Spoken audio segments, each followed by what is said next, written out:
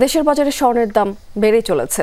সকাল থেকেই দাম আবারও ভরিতে প্রায় ২৫০০ টাকারও বেশি বাড়ছে। নতুন সিদ্ধান্ত অনুযায়ী ভরি প্রতি ২২ ক্যারেটের দাম নির্ধারণ করা হয়েছে ২,১৬,৩৩২ টাকা, যা দেশের ইতিহাসে এখন পর্যন্ত সর্বোচ্চ। বাজুস জানিয়েছে যে আন্তর্জাতিক বাজারে মূল্য বৃদ্ধির প্রভাবে এবং স্থানীয় বাজারে তেজাবি স্বর্ণের দাম বাড়ায় এই সমন্বয় করা হয়েছে।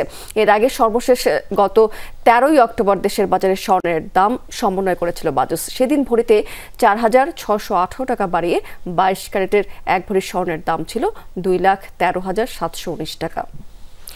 এই নিয়ে চলতি বছর মোট ৬৫ বার দেশের বাজারে সমন্বয় করা হলো স্বর্ণের দাম, যেখানে দাম বাড়ানো হয়েছে ৪৭ বার আর কমেছে মাত্র ১৮ বার। আর ২০২৪ সালে দেশের বাজারে মোট ৬২ বার স্বর্ণের দাম সমন্বয় করা হয়েছিল, যেখানে ৩৫ বার দাম বাড়ানো হয়েছিল আর কমানো হয়েছিল ২৭ বার। এদিকে অপরিবর্তিত রয়েছে রূপার দাম, যদিও জুয়েলার্স সমিতির তথ্য অনুযায়ী যে ২২ ক্যারেটের প্রতি ভরি রূপা বিক্রি হচ্ছে এখন ৬,২০৫ টাকায়।